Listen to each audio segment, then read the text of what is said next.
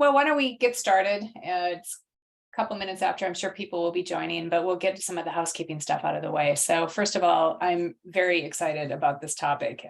We're starting to spend time unpacking the system that is all about developing sustainably profitable software powered solutions. That's a mouthful. But this is one in a series, so we'll talk a little bit about that. It is being recorded, so for the folks who are joining or joining late or intended to join and can't be here, we'll be sending out the link to the recording within about a day. It usually takes us about 24 hours to do that. So with that, I think all I want to say before I turn this over to Jason is that this topic about pricing structures, I mentioned it is one in a series of webinars. I'm going to put a link to the previous one into chat, and I'll share it again as we get going on this webinar. But for those folks who, actually I'll send it to everybody here. For those folks who want to check out some of the past webinars, we have a number of them that are helping to unpack what is a pretty complex topic, right? This is a systems approach that Applied Frameworks is taking to help our clients develop sustainably profitable software-powered solutions. And anytime you're adding software into the solution that ends up going to the marketplace, whether it's a pure software play or hardware that's enabled with software, that systems approach to thinking about how are we making sure that we're creating a solution that the customer wants, they get an opportunity to buy it in the way they want to buy it, and that we're as profitable as we can be so that we can keep going, right? That is a really complex kind of system, and that's hence the reason for a number of webinars. So this is one in a series, and Jason, I think at this point, I'll turn it over to you because this is a great topic. Thank you, Laura.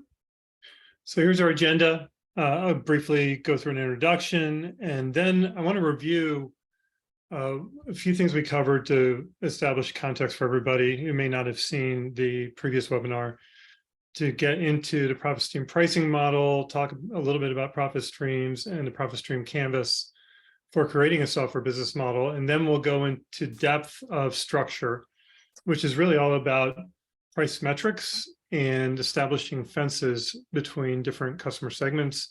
And then there'll be time for any final questions. So if you have questions as we go through the content, please do drop them in Q&A, and Laura will stop me and ask questions.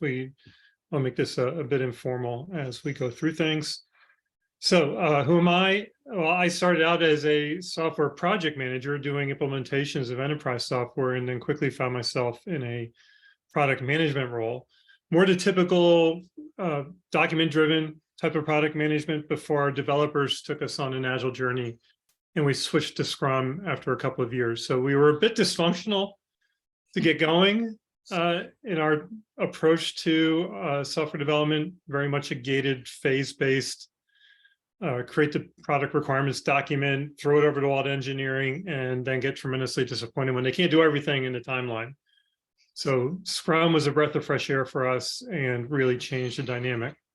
So I really started my journey in Scrum and Agile, which has been going on now for quite a while. My background is in the Marine Corps, which I think is why agility fits so well, because as a young officer, everything was about quick decision-making, a lot of empiricism, making decisions based on what you know, and operating quickly, which was really the whole point. So today, I lead Applied Frameworks. I'm a certified Scrum trainer, and I see a few names of attendees, probably how I know some of you. What I really spend a lot of time doing now is writing and talking about this topic, software profitability, sustainability, and what it takes. And at the end, I'll share news about our upcoming book. So, why is this important? Well, we believe in sustainable businesses, and the way to get to sustainability is through the fuel of profit. And that's really what we want to focus on as a company as we evolve and start providing more and more tools and information about this topic.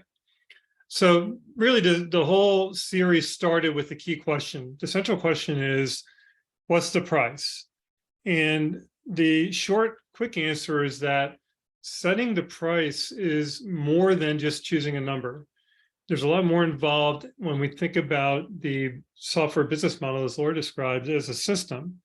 And this system includes the customer, your solution, how your company is going to exchange value for money with your customers, So the details of the pricing, as well as the licensing and how you can ensure compliance with the licensing to enable a return on investment for both your customer and for your company, is all part of this whole system.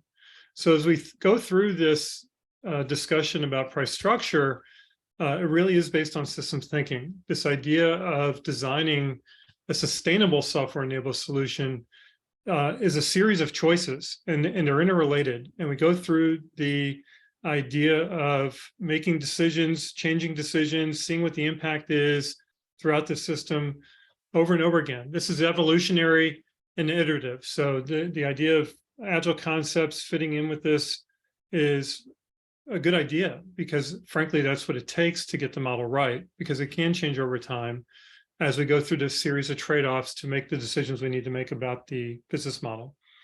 As the solution matures and grows and adoption increases, there's more opportunities identified, and the system continues to remain active for new choices over time. So as an illustration of that idea of systems thinking, it always starts with the customer. And when we think about the system, we want to think about the nodes and the relationships between the nodes. So the customer is a node within the system, and the path through the system is dynamic. So as we think about the customer and our solution for the customer, they may want to license the solution on an annual basis, which has an impact. That means that we need to ensure that we have the appropriate term captured in the license agreement that we provide to the customer, because software is licensed. It's not actually sold. The customer doesn't actually own the software. They're licensing use of the software, which also means that we need to ensure that the technical architecture can actually enforce the terms so that we can keep track of when the year starts and ends for each customer, which then leads to the idea of compliance. So we have a way to ensure that we, for instance, enable data retention policies when the license is terminated. At the end of the term, what happens? Do we hold on to the data until the customer renews? Do we hold it for 90 days? Do we return the data to the customer? Key questions that need to be answered when we think about the license relationship to how we are going to ensure compliance, and then, of course, capture that within the architecture, which all circles back to how the customer is approaching the relationship. So this is just one example of the impacts of these various choices as we go through the system. One of the things that I think is interesting about this is, of course, it implies, or we are inferring, like, wow, there's a lot of collaboration that has to happen between people when you take the systems approach. So, as you keep talking, I just would encourage people to think about, like, what are the implications in your own environment of, I guess, interacting with both the system, but then obviously all the people that are involved in here, and how collaborative this view of thinking about software powered solutions really is. Yeah. I mean, just with this one image, we can see that the architect of the solution, finance, legal, even marketing are going to be involved in this set of choices as we constantly go through and evolve the system and the business model. Yep. So what we've done is organize the elements of the system as a canvas, so we can have a representation that's compact and visual, that really represents the whole system and the relationships within the system, so that we can have the collaboration that Laura's just talking about. We can leverage collective wisdom, different insights for innovation. So we take the nodes and relationships within the system, group them and organize them to generate the canvas, which I'll share a bit in a moment. We call it the profit stream canvas. And profit streams are simply a type of value stream. When we think about value streams, we're thinking about the sequence of activities that the organization executes or undertakes to design and deliver and maintain the solution for customers. So since profit streams are a type of value stream, we need to ensure that profit streams can actually quantify the economic value of the solutions they create, which is really part of the topic of the webinar. How do we quantify the value and create a perception of that value through the price? And then we need to sell the solution through these choices that we made for pricing and licensing to ensure that the revenue that we're generating is far more than the cost. So there's some incremental value that we're generating internally from selling the solution to create the profit. And it's not just once. We want to make this a repeatable, sustainable business model, which is really the essence. So the system approach leads to profit stream design. And the idea of this design integrates 3 different types of sustainability that, again, evolve over time. First is solution sustainability. This means that the current, new, and future customers are receiving a continuous flow of value. And the timing of the flow of value is determined by customer and market needs and the nature of the solution. So some solutions are used repeatedly every day. Slack's a great example, email, and then other solutions are used more episodically, like QuickBooks, right? There's more of a weekly, monthly, quarterly value acquired by the customer as we go through the idea of the solution being sustainable. We want people to keep using the solution over time. Economic sustainability means that your customer's assessment of value is greater than the price that they've paid, and that your revenue exceeds your costs by as much as possible. And finally, relationship sustainability means that the legal agreements, contracts, the terms and conditions, the licensing agreements that govern the interactions between the solution to customers, your suppliers, and any regulators are designed to promote mutually beneficial outcomes. So the canvas organizes these 3 different levels of sustainability to help you manage the choices that you're making as you design the profit stream within the business model. So the top layer is delivering value to your customer over time. The middle layer is really all about the economics, ensuring that there's profitability and value for customers. And finally, the relationship sustainability is the bottom layer. So the whole canvas looks like this. And we're going to be focused right there in the middle on pricing today. You see a customer value exchange, how we're trading value for money in the top layer next to the solution. And in the middle there is all about the ROI on the left for the customer and for your business on the right, with pricing and profit engines enabling additional capture of value for both parties is all part of the economic sustainability. And then licensing at the bottom, both your customer license, what they're agreeing to do as part of the terms and conditions, and on the right, any in licenses. So you may have solution licenses. In fact, just about every software product out there has an in license of some type. We're licensing a Java library or licensing a database for the solution, and then providing that as part of the solution to our customers. And compliance sits in the middle. So diving deeper into the middle of pricing is the profit stream pricing model. And the idea behind this is that we, again, want to use systems thinking to identify and manage all aspects of our approach to price that maximizes profit over time. So the visualization of this model is a stack, starting with the strategy. So as Laura mentioned, that was the last webinar we did, and she shared the link to that. And this is really all about how we intend to compete, how we're going to enter a market, whether it's a new market that we're creating with a new to world solution, or existing market. We're coming out with a better idea for a new type of rideshare app, for instance. Well, how do we want to position that? Is that going to be a premium offering? Is it going to be a competitive offering? Or is it some sort of new budget-oriented product that may be well suited to a particular market segment or niche? So that's all about positioning and how we want to compete. Today, we're going to be talking about the structure that drives pricing for different segments and how to ensure that you can separate those segments. And then just the specifics, the price levels, the actual price. That's when we finally answer the question, how much does it cost?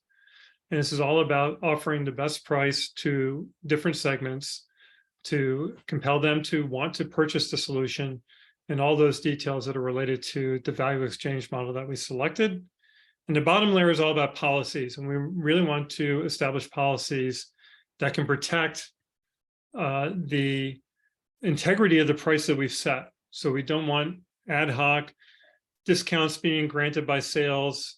We want to establish well-known policies and procedures that we can ensure that we're maintaining price level, regardless of the competition we may face from competitors and any demands or pressure from customers. So let's go deeper into price structure. And price structure is all about creating a price metric or multiple metrics and fences.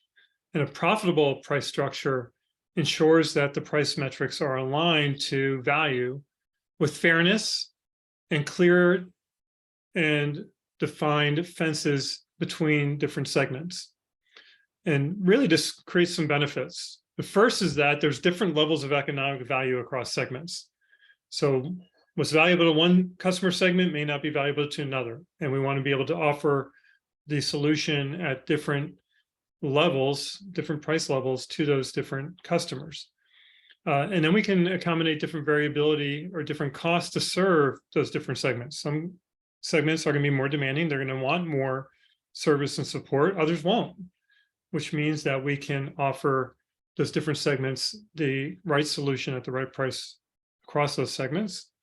And finally, when we think about this from a value creation point of view, some customers want to accept the product, the solution, when the value is really high at a higher price versus some that are going to want a lower price and lower cost to serve. So we can really separate out those segments through the creation of the appropriate fences between them.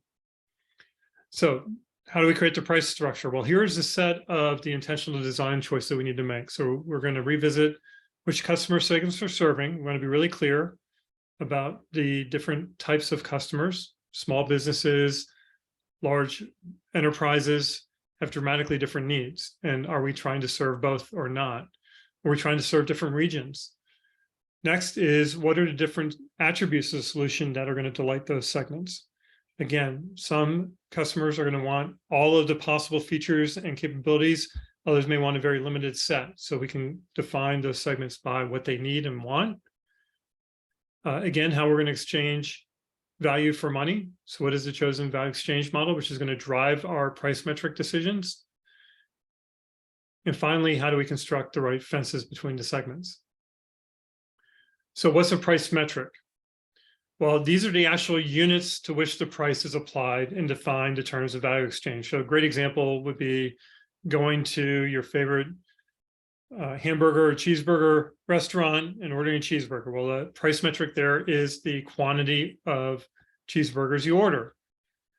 Similarly, for Zoom, the price metric for their basic service is the quantity of named users that are going to have access to the service. So these price metrics are intrinsically linked to the value exchange model that you've chosen. And then effective price metrics, again, align to how customers receive value from the product or service. When I get my cheeseburger, that's the value. I want a nice, tasty, hot cheeseburger with the right toppings that I've ordered. Well, obviously, the price metric is directly related to how I'm getting value for my money when I buy the cheeseburger. So to maximize value delivery and profit, you may have multiple price metrics for the same product or service for your solution. So a great example of that is a golf course going to play around the golf. So the golf course charges a monthly membership fee, and then they may have an additional fee if you decide that you want to rent a cart. So we actually have two price metrics, the membership plus the golf cart rental. And later on, we're going to see another example of that, very practical example of a multi-price metric solution, which is our quiz. So let's go ahead and launch the poll. And you should see a 3-question quiz to answer.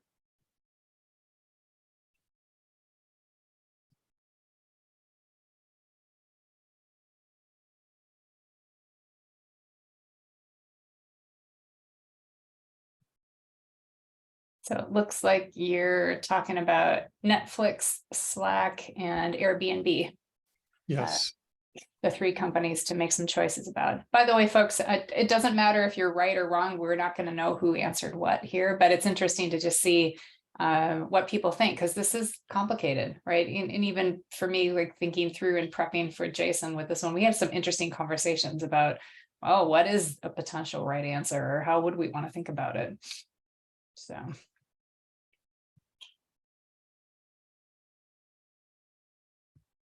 Yeah, and oh, good. So just like in our internal preparation for this, I mean, we have multiple options for each one. So this makes the conversation interesting. It's great. Yeah. Sure does. All right, we got almost everybody has participated so far. So 10 more seconds if anyone else wants to jump in here, but it looks like we have just about captured everybody's perspectives here. Yeah. I'll go ahead and end it and share the results.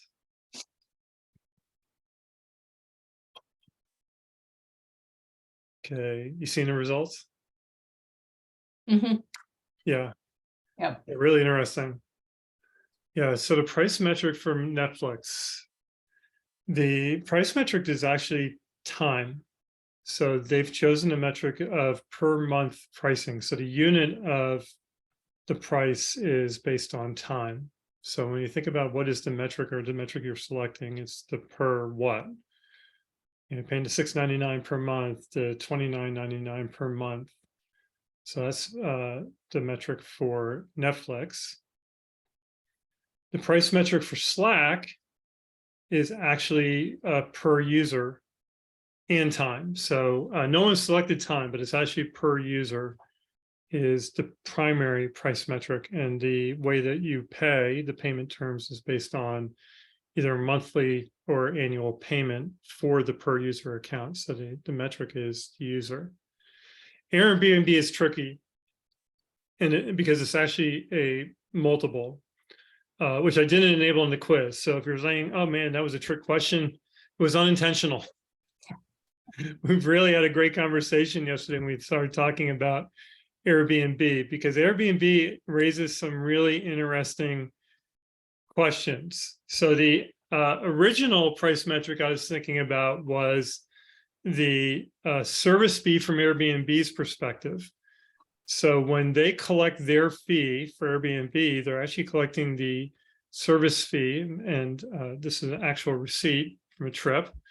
Their service fee they're collecting from the customer is based on the total trip cost. So it's a fraction of the booking. And you can see there, I clipped that off of their website. They're also collecting a host service fee, which is again based on the total booking amount. So from the Airbnb perspective, it's booking. If you chose time for Netflix, you're actually also right. It's a per night choice that you make when you're comparing the different options you have on what you want to book at Airbnb. So they have the per night plus the cleaning fees that are set by the host, the service fee that's automatically set by Airbnb, and then finally any taxes and additional fees.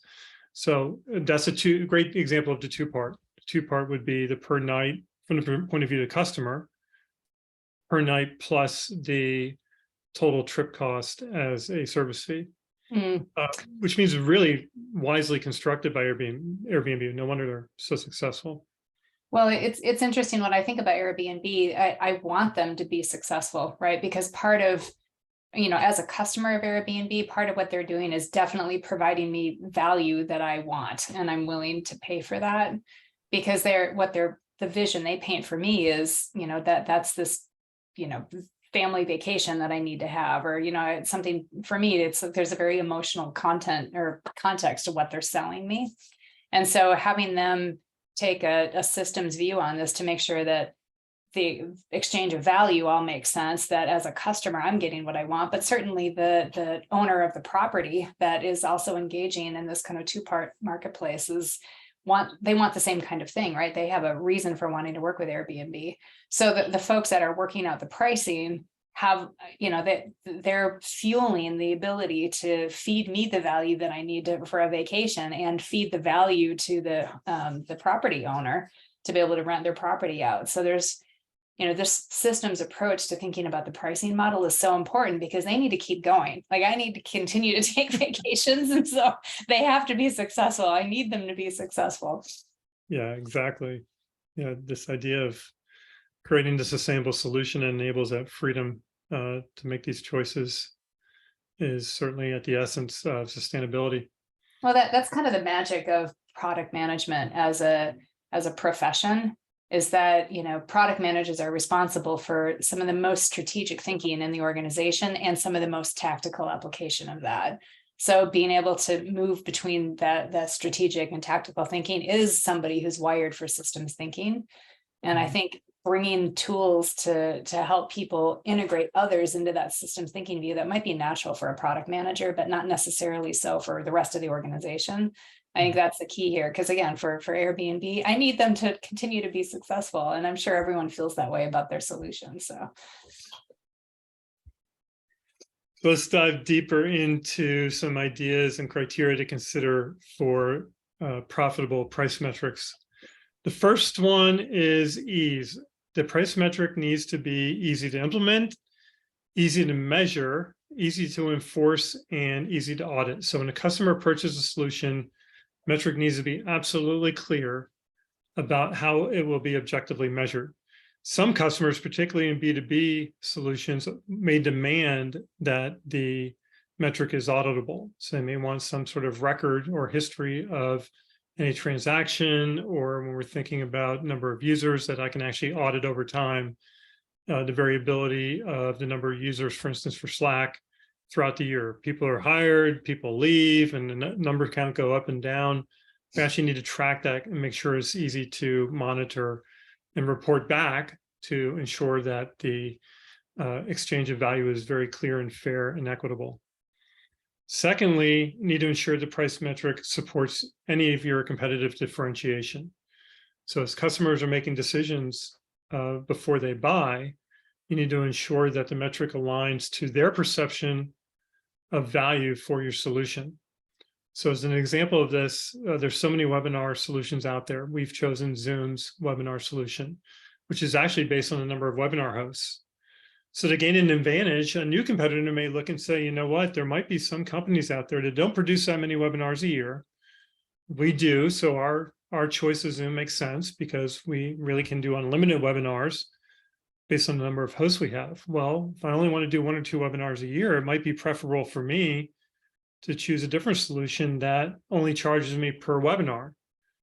And that might be the way to differentiate. So by establishing the price metric as per webinar instead of per user, enables the customer to see the difference, and it enables them to make a rational choice based on what their exact needs are for a particular solution.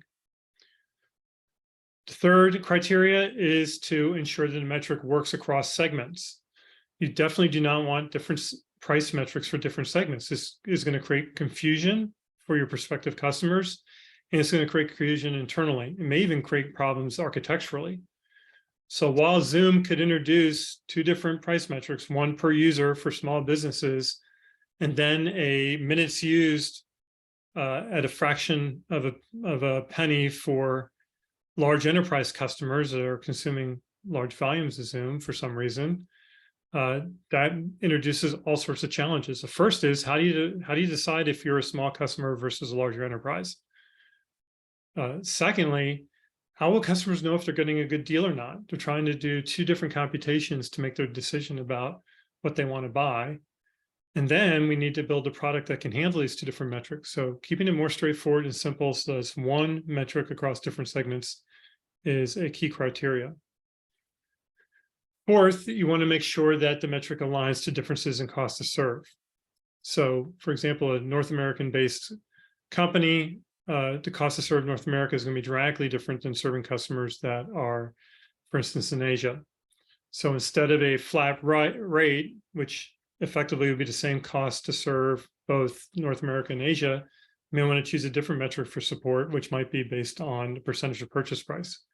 So if I price the product differently in Asia, I can also compensate for the increased cost to serve by providing support during business hours when it's nighttime in the US. And fifth, ensure the metric aligns to how buyers experience value. Again, going back to my cheeseburger example, the magnitude of purchase combined with when and how people use the product or solution affects the selection of the price metric. So want to actually consider Carfax is a great example. I need access to that report right now. I'm about ready to buy the car. I want to make absolutely sure that it's got a clean vehicle history. I just need that one-time decision. The logical metric would be per report, effectively buying data. On the other hand, if I want to get different reports. Maybe I'm a research scientist. I want access to reports throughout the year to do my job. Well, in that case, the metric could be based on the number of reports. It could be based on some sort of monthly subscription, or I might be purchasing a custom report that's prepared by analysts. So how I want to get value from the solution is going to dictate the metric. So I want to think about what's the customer context for use of the solution as you're making choices about metrics. It makes it much easier for people to buy when it's totally aligned. So these are the top 5 criteria. You may have additional criteria to consider, particularly if you're in a regulated environment. You may have some type of drivers for the metric you select, legal needs, partner relationships, any other consideration related to products in your portfolio. You may want to be aligned and consistent across different products within your product portfolio.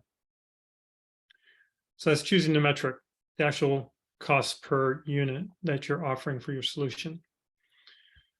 So let's now dive into fences. And fences really are policies designed to ensure that customers in one segment don't try to purchase a lower price solution that's actually designed for another segment.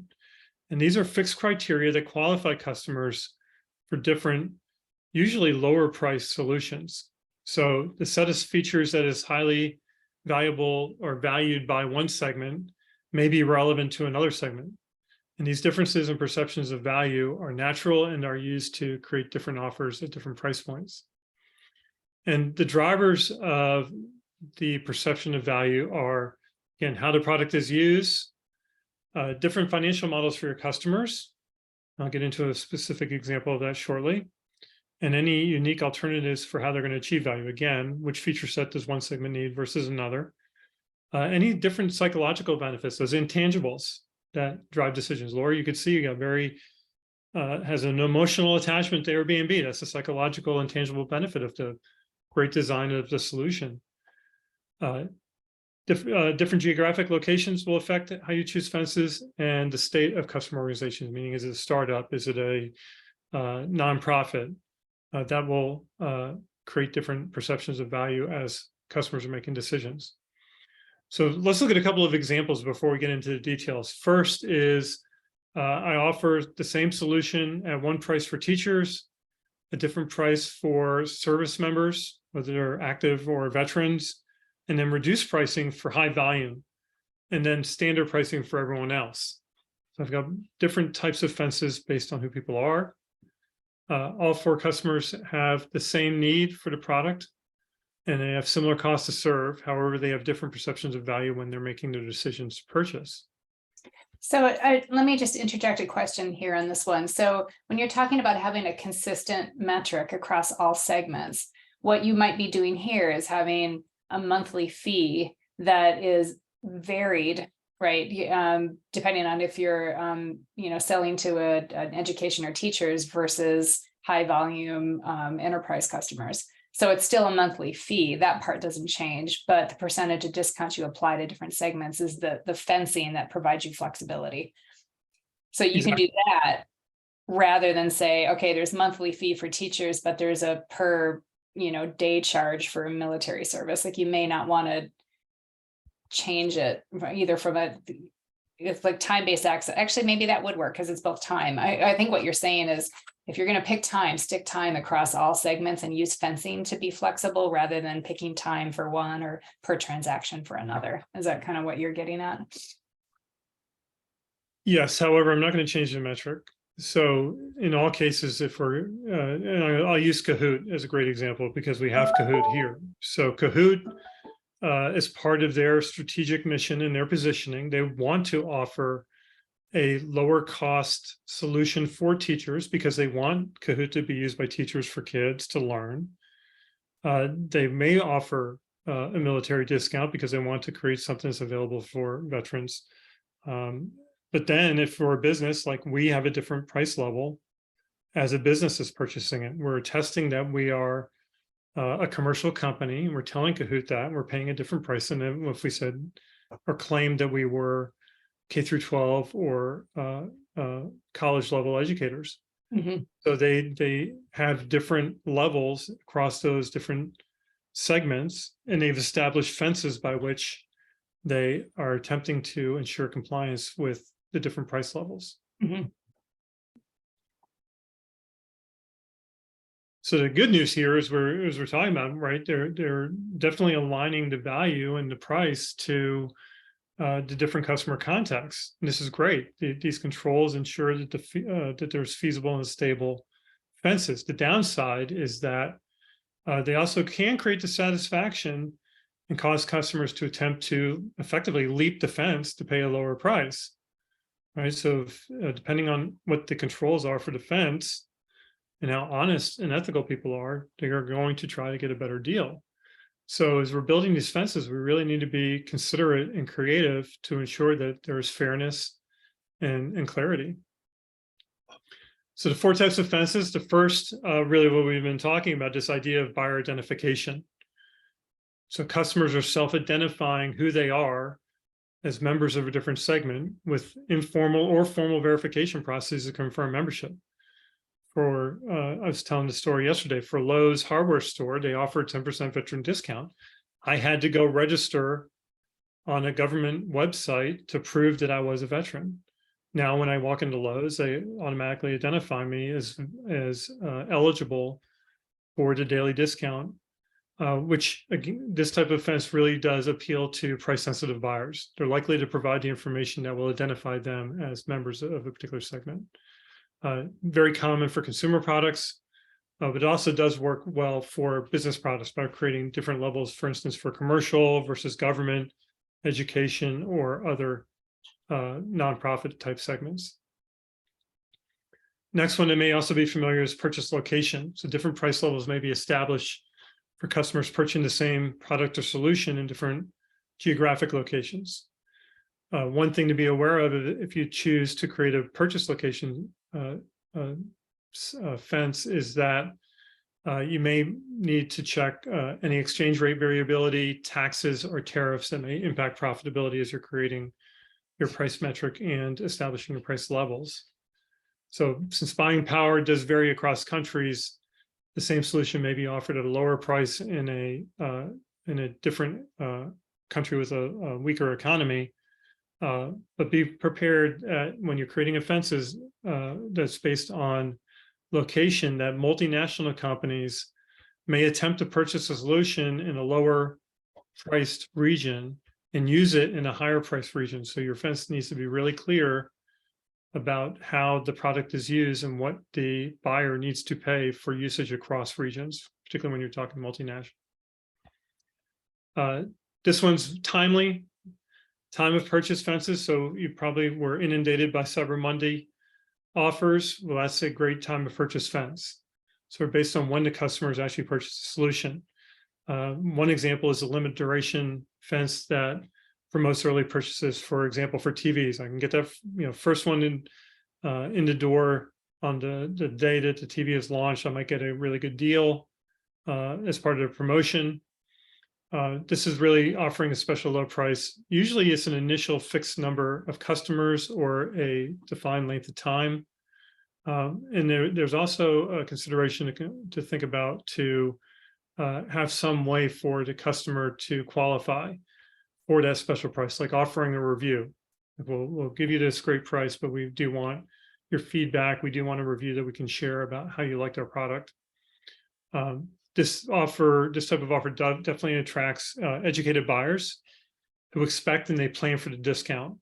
So at the end of the year, special offers for companies to spend any remaining budget or short duration flash sales are really popular tactics for this type of fence.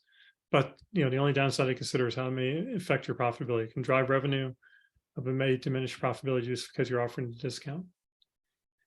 And finally is purchase quantity fences. These are quite popular, and they provide discounts to customers who purchase in volume. Very common in B2B environments where corporate buyers are paid to reduce costs. So actually they have an incentive to get the best deals. So small unit cost savings for large purchases do create significant impact. In general, the cost to serve buyers of large quantities is not dramatically different than the cost to serve buyers of smaller quantities, which makes these types of fences attractive for profitability. So really, finally, I want to share some ways that you can apply as one example to purchase quantity fence. One is by order discount, which would apply to the total purchase. And they make sense when the cost of processing one order are unrelated to the size of the order. Whether someone buys 10 or 100 or 1,000, it's the same cost to deliver the solution. The volume discount is applied either to the total purchases over a period of time, for example, a year, or for the quantity purchased at any one time. And volume and order discounts may be offered to the same segments. So the volume discount helps to retain really large customers, while the order discount encourages large orders. So again, you could have both. One thing to consider, particularly for the volume discount, is as you're offering the solution, you want to look at the total history. So at the end of the year, if a customer purchases the volume that they say they're going to purchase, then they may get a credit or some sort of refund for to accommodate the delivery of the discount. The step discount is when we're applying different costs or different prices at different levels over time. So this approach drives customers to drive more of the solution without lowering the price on smaller quantities. So example might be offering a software solution at $100 per user for the first 10 users, then $75 per user for the next 50 users, and $50 per user for any users beyond 50. So by buying more, I'm actually getting a better deal, but I'm still protecting my profitability for the first 60 customers. Two-part pricing applies when the customer does incur incremental costs, or while you incur an incremental costs, selling more to an existing customer incurs low or no costs. So usage-based or media products usually benefit from two-part pricing.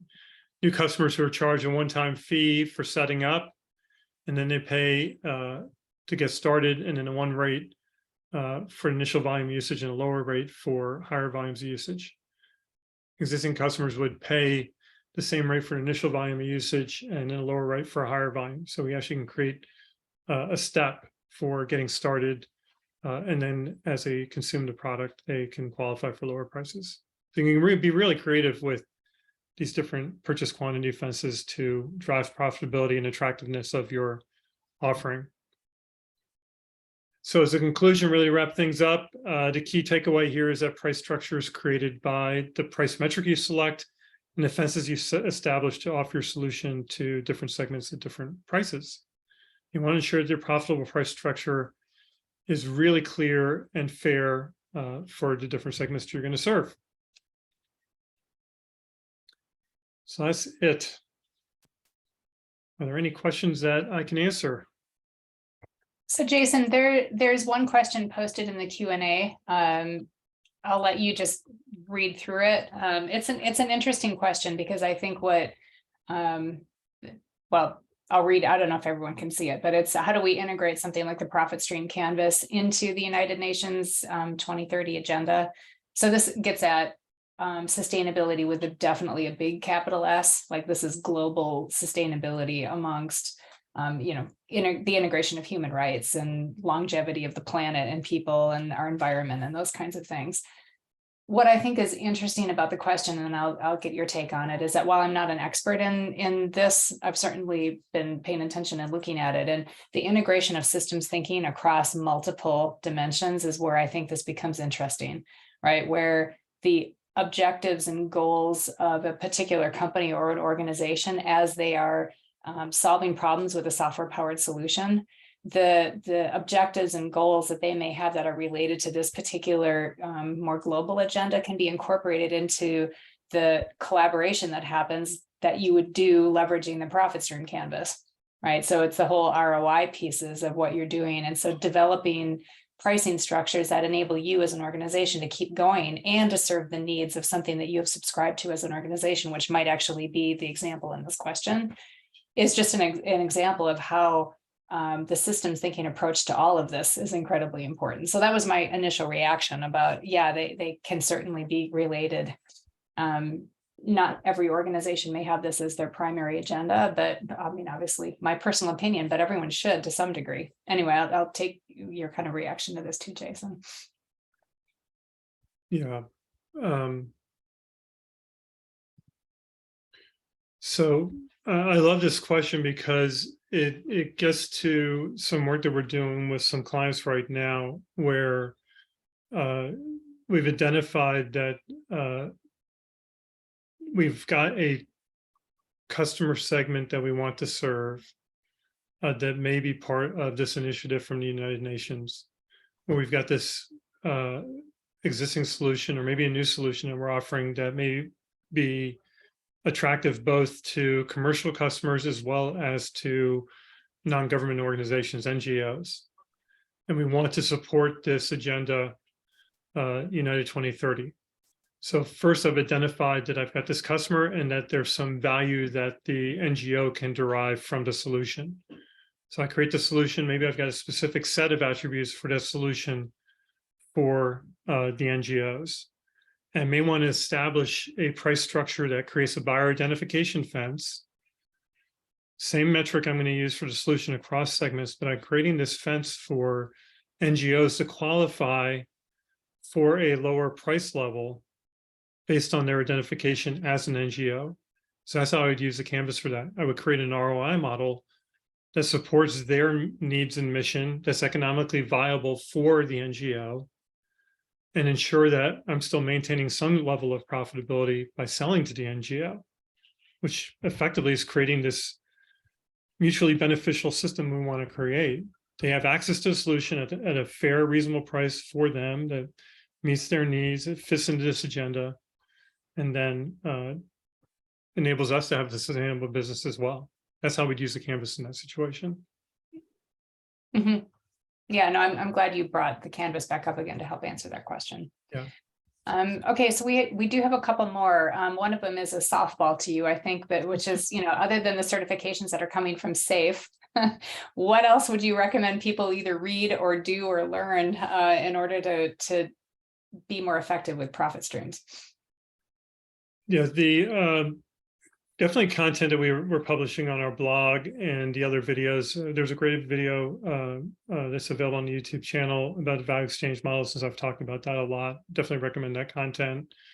The book that I think is definitely related to this topic is Beyond Software Architecture by my co-author, Luke Homan. So he wrote that a while ago, but there's still a lot of relevant content to that. That's very related to thinking from a product management perspective about your technical architecture and your marketing architecture, how everything fits together. And it's a really great overview. Definitely think that that's a way to gain more insights and information. I can probably think up a few more books and share them with the webinar recording. Yeah, I think we may even have some blog posts about some books. So I'll do a little bit of research on that. Yeah, and we'll also put into the follow-up here. We've developed a course, a profit streams 2-day class that we're delivering. It seems like once a month now it's on the calendar for that. And so that would be another way of delving much deeper into the content that the book is obviously going to be going into great detail on. But the collaborative course, I think, is a great one for people to kind of roll up their sleeves and think about how it would apply, how this information would apply to their own organization. Yeah. Okay, so the multi-party marketplaces, this is what we were talking about the other day with Airbnb. Jim is asking a question about how would you think about applying the profit stream canvas and profit stream thinking basically to that kind of marketplace where you have brokers and providers and customers and thinking about the value exchange, and that kind of system is more complicated than if you didn't have that kind of company or question. So what are your thoughts on that? I think that the application is very similar in the context of different channels for delivery. So when I think about brokers, I think channel and in avoiding any channel conflict as I think about price levels and the metrics that we're setting. So like you said, the Airbnb example is relevant. But again, we want to ensure fairness for all parties. So if we're creating the marketplace, we want to make the solution attractive both to the customer, the end customer, the end patient in this case, I guess, when we're thinking about ACA, if ACA is what I think it means. But regardless, if I'm the provider of the solution, or if we've got, in this case, I guess it might be medical providers, want to ensure that we're treating them fairly, treating brokers fairly, and providing the best value to customers. That's the way I think about it. Yeah, no, I think that's fair. Thank you for that. Are there any other questions that people have? We have a couple more minutes. If you throw us a really complicated one that we can't answer in a short amount of time, Jason will certainly put some thought to it, and some additional either resources or answers or ideas will be provided in the email that we send out that has the link to this recording as well. So no question is a bad one or unnecessary to throw to us, because sometimes we'll grapple with them overnight and come up with a better answer. Jason, is there anything else that you want to add as kind of parting thoughts or advice on this topic?